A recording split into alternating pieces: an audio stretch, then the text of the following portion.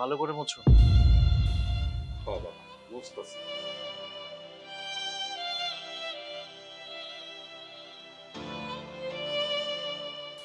ওকারে তোর আমি একটা কথা কইবার চাই। ও খোকা, বলো না, শুনতেছি তো। বৌমা কইছে তোর মায়ের নাকি গলা ধাক্কা দিয়ে বাড়ছে বাইক করে দিয়ে। মা হয়তো ওইরকম অন্যায় কাজ করেছে, এর জন্যই হাত তুলতে চেয়েছে। এটা তুই কি করছো বাবা? তোর মায় যদি হাজার অন্যায় ও কইরা থাকে, তোর বউ গলা ধাক্কা দিয়ে বাইক করে দেবো কেন? তুই তার সন্তান না? তুই আমাকে সন্তান না? তোর বউকে এই কথা কইতে পারে, এটা একটা গুনাহ কাজ না? বাহ বাহ, মানে এখানে বসে বসে ছেলের কানে আমার নামে বলে বলে কান ভারী করা হচ্ছে, তাই না? দেখেন বাবা, আমি একটা কথা আপনাকে ক্লিয়ার করে বলে দিলাম, নেক্সট টাইম যদি এমন কিছু রাকিবের কানে বলা হয়েছে না, তাহলে কিন্তু আপনার গায়ে হাত তুলতো না আমি ন্যূনতম দ্বিধাবোধ করবো না। তুই কি করে বাবা? তোর সামনে তোর বউ আমার থাপ্পড় মারতে চায়।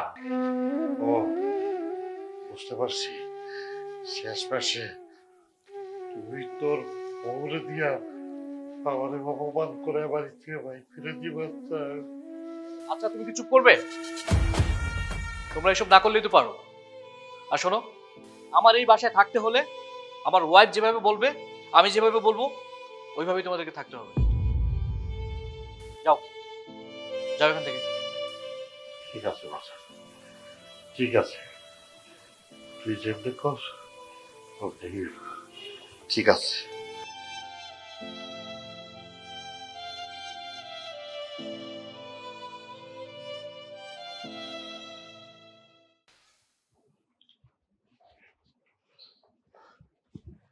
খোকার মা, আমরা মনে হয় পাপ করছি।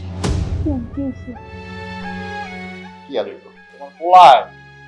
তোমার পোলায় যেই কথা কইছে তাতে এই বাড়িতে থাকুন যাবো না। তারপর তোমার পোলার বউ তোমার যে অপমান করছে, গেদি ধাক্কা দিয়ে বাইক করে দিবার চাইছে। হ্যাঁ, আর আমার কি কইছে জানো? আমারে কইছে আমারে গায়ে হাত তোলার লেগে সে হাত উড়াইছে। এই বিশাল আমি পোলারে দিলাম।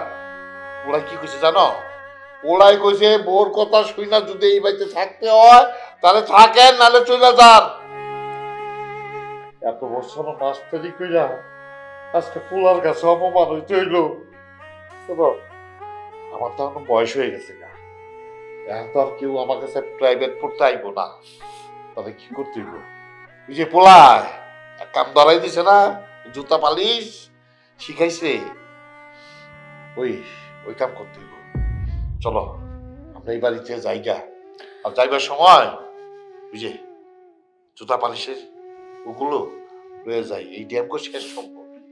বলে তুই কান্দিস না, তোর আমি না খাওয়াই মারুম না। আমি যদি বাচ্চা থাকি, তুইও বাচ্চা থাকি। আমার পোলার বোর কাছে আর পোলার কাছে অপমান হইতে পারুম না। আমি তো না খেয়ে তার জন্য কাঁদি না, আমি কান্দি এই বুড়ো বয়সে আমাকে এই বাড়ি ছেড়ে চলে যাইতে দেবো। চলেন, আমারও না এই বাড়িতে থাকতে আর ইচ্ছা করে না, নিঃশ্বাস বন্ধ হয়ে, চলেন আমরা চলে যাই। ঠিক আছে, চল। ঠিকই কইছ, সম্মান থাকছে আমি চলে যাই। আচ্ছা শোনো, আজকে তো রিংটা কিনবো, নেক্সট মান্থে কিন্তু আমাকে খুব সুন্দর একটা নেকলেস কিনে দিতে হবে। অবশ্যই, কেন না? খোকা, তোর মা আর আমি দুজনে এই বাড়ির থেকে চলে যেতেছি। তোর কাছে তো জীবনে কিছু চাই নাই, একটা জিনিস আমি চাই, আমার লাগ এই যে জুতার কালি আর এই ব্রাশটা আমি নিয়ে যাও। যাও, ঠিক আছে, কিন্তু এই ব্রাশ ক্রিম এগুলো দিয়ে কি করবে?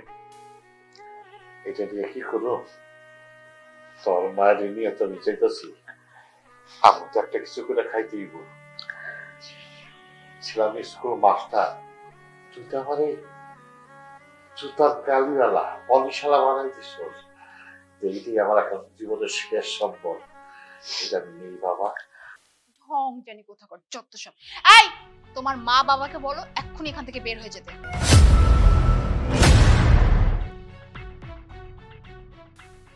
রাকিব, আমরা তো চলে যাব, চলে যাইতেছি, তো যাওয়ার আগে দুইটা কথা কয়ে যাই। আমরা যদি চলে যাই, আমাকে চলে যাওয়া তোকে কিছু যাইবো আইবো না। তো যেদিন তোরা বাপ মা হবি সেদিন আমাকে কষ্টটা বুঝতে পারবি। আল্লাহর কাছে দোয়া করি আমাকে মতো এই দিন যেন তোর দেখতে না হয়। তাই চলো, এখানে দাঁড়াই থেকে কোনো লাভ নেই, আমরা আমার বন্ধুকে চলে যাই। চলো আসো। দাঁড়ান, কোথায় যাচ্ছেন? হ্যাঁ, যেখানে ইচ্ছে সেখানে যান, এতে কোনো আপত্তি নেই, কিন্তু যাওয়ার আগে যে আপনার হাতে সোনার বালা, সোনার কানের দুল, আংটি, এই সব কিছু না এখানে সুন্দর মতো খুলে রেখেছেন, কারণ এগুলো না আপনার না, হ্যাঁ আপনার ছেলে আপনাকে কিনে দিয়েছে, তাই এগুলো নিয়ে যাওয়ার কোনো যোগ্যতা আপনার নাই। এখানে খুলুন, খুলুন বলছে।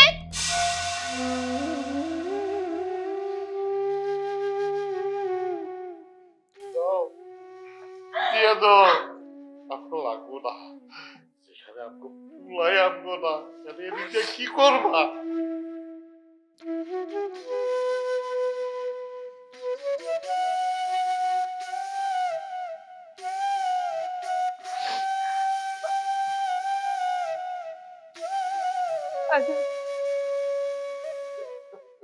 থ্যাংক গড আপদ দুইটা বাসা থেকে বের হয়েছে। এখন একটু শান্তিতে নিঃশ্বাস নিয়ে এই বাড়িতে আমি থাকতে পারবো।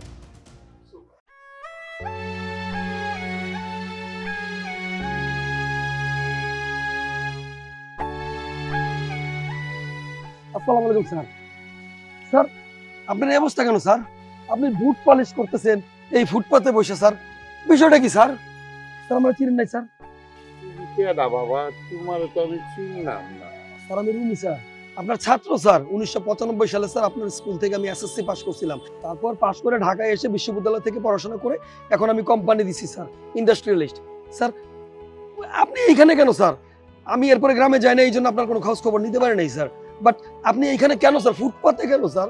স্যার আমার প্রাণের স্যার, আমার স্যার কেন রাস্তায় ফুটপাতে এই বুট পলিশের কাজ করবে স্যার? বাবা, আমার একটা কোলাঙ্গান সন্তান আছে, এই কোলাঙ্গান সন্তান বাবার আর মায়ের বাড়িতে বাইক করে দিছে। আমার জীবনে আমি এত স্টুডেন্টদের লেখাপড়া শিখে মানুষ করছি, কিন্তু আমার গর্বে আমার পোলা সে মানুষ নয়, সে বাবা মায়েদের দিচ্ছে। স্যার আপনার সাথে এত কিছু ঘটে গেছে স্যার।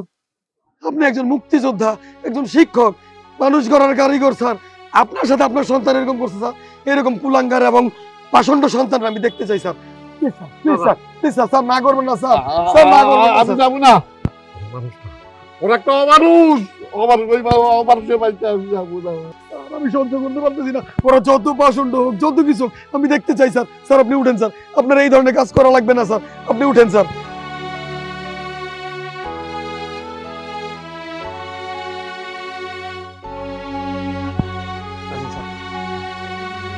স্যার আমার গাড়ি আছে সামনে, স্যার আসেন স্যার।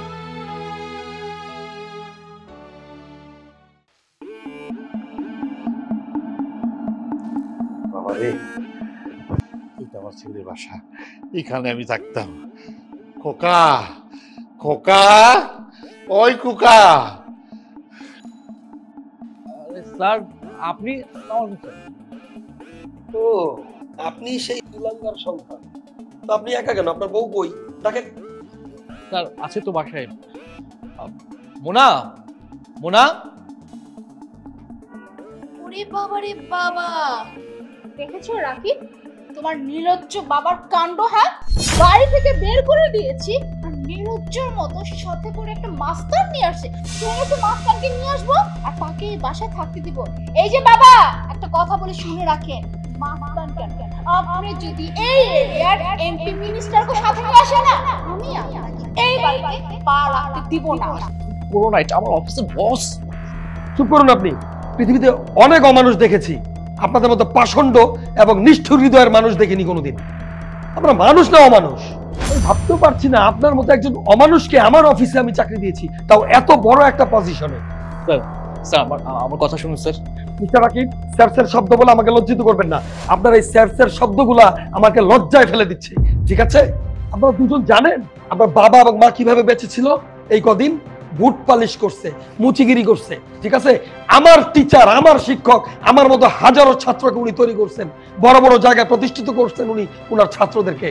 অথচ সেই শিক্ষক রাস্তায় বুট পালিশ করে, আর তার ছেলে আপনাদের মতো কুলাঙ্গার হয়েছে। আপনি কেমন ছেলের বউ? আপনি আপনি আপনার একমাত্র শ্বশুর আর শাশুড়িকে যত্ন করতে পারেন না। আর শুনে রাখুন, আমি চাই না আপনার মতো কোনো স্টাফ আমার কোম্পানিতে থাকুক। আগামীকাল থেকে আপনার চাকরি নেই। ইনফ্যাক্ট এই মুহূর্ত থেকে আপনি আমার অফিসে যাবেন না, কোনো রকম যোগাযোগ করার চেষ্টা করবেন না। স্যার আপনি আমাকে মাফ করে দিন স্যার, আমার ভুল হয়ে গেছে স্যার, আমি একটা অন্যায় কাজ করে ফেলেছি, প্লিজ স্যার। বাবা, আজকে আমার অনেক আনন্দ হইতেছে। এত বছর স্কুলের মাস্টারি কইরা কত স্টুডেন্টরা আমি মানুষ করেছি, তারা বড় বড় অফিসার হয়েছে, বড় বড় বিজনেসম্যান হয়েছে, কিন্তু দুঃখের বিষয় আমার নিজের সন্তান আমি মানুষ করতে পারি নাই। আমার নিজের সন্তান একটা অমানুষ হয়েছে, অমানুষ। স্যার প্লিজ স্যার, আমরা যে অন্যায়টা করেছি এটা মাফ করে দিন। আপনি আমার হাজবেন্ডের কাছ থেকে চাকরিটা নেবেন না। আপনি যদি ওর কাছ থেকে চাকরিটা নিয়ে নেন তাহলে আমরা না একদম পথে বসে যাবো, এমনকি আমাদের থাকার জন্য এই ছাদটাও থাকবে না। প্লিজ স্যার, আপনার কাছে অনুরোধ করছি, ওর চাকরিটা নেবেন না। আমাকে রিকোয়েস্ট করবেন না। আপনারা পথে বসে যাবেন এই জিনিসটা আগে বোঝা উচিত ছিল। এই দুজন বৃদ্ধ মানুষকে যত্ন করা উচিত ছিল। আমাদের বাবা মা যদি বেঁচে থাকতো তাহলে মাথায় করে রাখতাম। আপনারা সোনার জিনিস পেয়েও পিতলের মতো ব্যবহার করছেন। আপনারা যে অপরাধ করেছেন সেই অপরাধের কোনো ক্ষমা হতে পারে না, ঠিক আছে? স্যারকে আমি নিয়ে যাচ্ছি এবং স্যারের ওয়াইফকে আমি নিয়ে যাচ্ছি। আমার কোম্পানিতে স্যার চিফ অ্যাডভাইজার হিসেবে কাজ করবেন এবং দায়িত্ব পালন করবেন, ঠিক আছে? ওনার স্থান ওই জায়গাটায় অনেক উঁচুতে, যেটা আপনারা বুঝেন নাই। স্যার আমার কথা শুনুন স্যার, প্লিজ। ডোন্ট। স্যার আসুন স্যার। দেখেছো তুমি, আমার চাকরিটা চলে গেছে আজকে তোমার জন্য। আজকে আমার এই অবস্থা হয়েছে শুধু তোমার জন্য। কি ডায়মন্ডের রিং কিনবে না, নেকলেস কিনবে না?